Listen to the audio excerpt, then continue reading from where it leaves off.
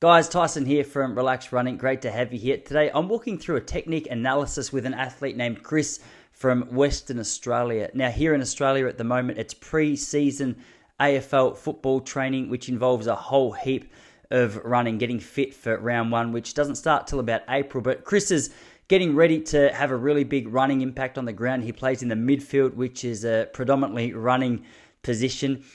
Now, obviously, when we're looking at improving an athlete's performance in the world of running, not only are we looking at training load, training volume, and all things training and recovery, we also want to look at running efficiency, because obviously running performance is built on top of how smooth you are when you run. Chris has never done a technique analysis before. This is the very first one that we've done together. If you're from a running-based sport, triathlon, football, field hockey, basketball, any particular sport, or you're just a runner who would like to improve your efficiency of movement, take advantage of the new offer for the online membership, $19.95 Aussie dollars per month to get started with the technique analysis. We only have 4 positions left at that price.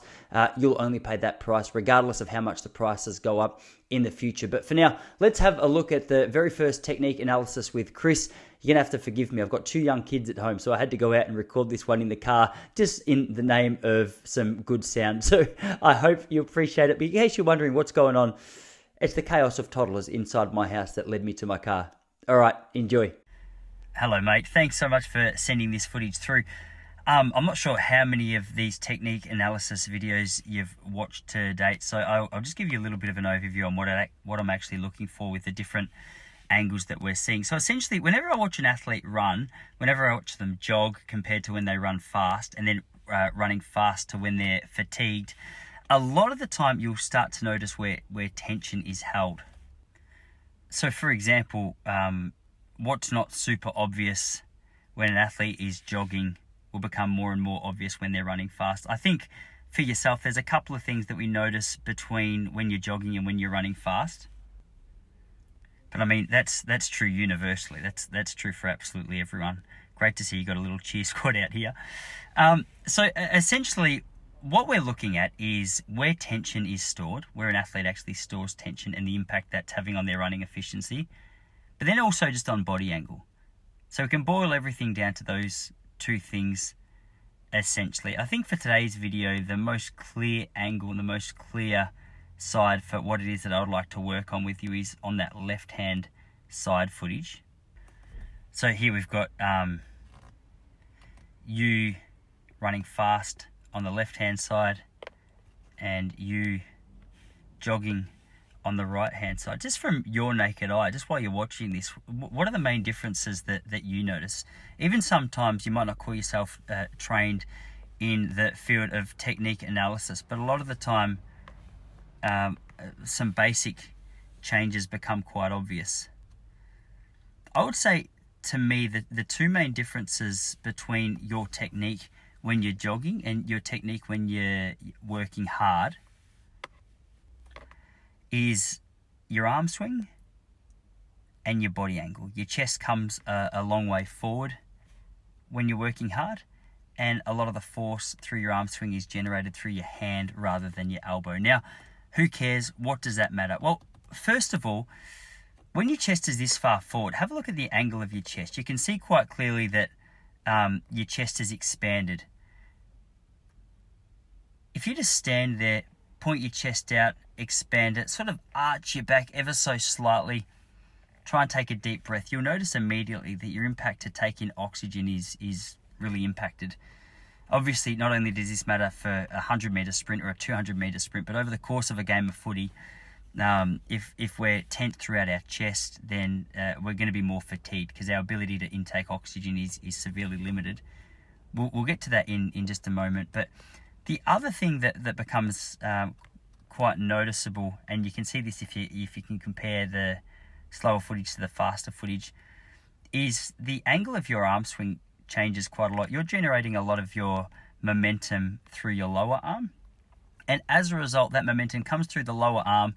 And I mean, you still got a little bit of an arm swing that comes backward, but it's not as great as it could be. So I would like to see 2 things today. I would like to see a slight change in the angle of your body when you run, because I think it's quite obvious that your chest comes a long way forward when you're working hard in comparison to when you're jogging. And just in case you need, one sec, just in case you need a little clarity, I'll show you the footage once more. So this is you at a jog here. You can see you're relatively upright, your arms are around a 90-degree angle. And then this is you at the side angle running fast. You can see that your chest comes a long way forward, and so much of that that force which is generated through your lower arm is impacting your ability to get a really good arm swing. So let's do two things. First of all, just so you know what I'm talking about, if you stand there, wherever you're watching this right now, stand on one foot, lift your left leg or your left knee up in the air, and swing your arm from your elbow. So imagine you're trying to get a really good solid arm swing with a lot of daylight between sort of your back and your elbow. And then change that arm swing and generate that arm swing throughout your hand. So most of the force is coming through your lower arm. And just pay attention to the difference in the force that generates through your hip. A lot of the time, as soon as you're generating that arm swing through your elbow, you'll notice that knee naturally wants to lift. When it's coming through your arm or your lower arm, so much of that force is lost because it's going towards the ground. So our ability to generate force through our knee is limited. When you're jogging, you're holding your arms at around a 90-degree angle. I like the angle of your arms when you jog. So you know how to do it.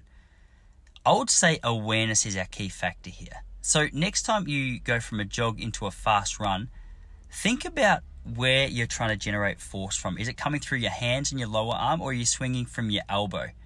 I think you'll notice immediately that it's coming from your hands. This is just an awareness factor. You can practice this as well, just standing in front of a mirror, holding your arms at 90 degrees, and feel your lower arms and your hands just being incredibly relaxed, and generate that arm swing through your elbow. And then change the pace, change the intensity, and try and maintain that relaxation through the lower arm. The second thing that we want to work on, and I'll just touch on this briefly because we can focus on this more in sort of the coming weeks and months,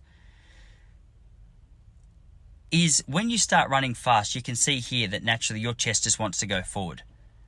You're pushing it forward. We're trying to develop momentum. The problem with that, obviously, oxygen uptake is inhibited when you've got your chest puffed out, but also that forward-leaning motion. It's not just one clean line that you're on. I would say from your feet to your hips, you come up in one direction. You're not that far backwards. That's just a bad line. And then from above your hips, you're in another direction. So this is impacting your knee lift. But if you have a look at yourself jogging, here, you can see you're pretty much on one smooth angle. I like this angle better than when you're running fast. You can see from the bottom of your feet to the top of your head, you've got a nice angle to carry through momentum. I'd like to see this angle a little more when you're running fast. And I think, honestly, it's an awareness factor. So everything that we need to do today, or everything that we want to focus on for round one, is boiled down to awareness. What are you doing with your arms? And what are you doing with your body angle? I think if you can ask yourself this when you're running at different paces, just being aware of what it is that you're doing, being aware of where it is that your body wants to go, is going to be the first step in improving it. You can practice this just by keeping your feet together and then leaning forward almost like a paddle pop stick, like directly straight from the top of your head to the bottom of your feet. Leaning forward and just getting to a point where you're not leaning forward with your chest. You're just letting your whole body weight lean forward to a point where you can come into a bit of a slight jog. But then do the same exercise again, but coming into a faster pace activity, and see if there's just like a natural tendency for your chest to lead the way. If you practice this for a few times, get a little bit of a sense for what it is. I mean, what's doing the leading? Is your whole body just following the momentum, or is your chest sort of trying to take the lead?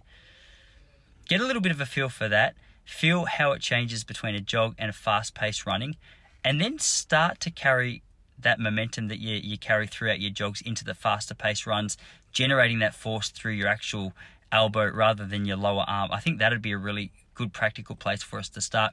With all of that said, mate, if anything doesn't make sense, obviously it's a lot of information to take on. Feel free just to ask the questions in the chat to this app that we're using. Film a little bit more footage of yourself doing both the jogs and the faster pace runs. And from there, we'll start taking sort of practical steps towards implementing this into, you not just running at pace, but also running under fatigue. But for today, I would say those two are the first cues that we want to work on.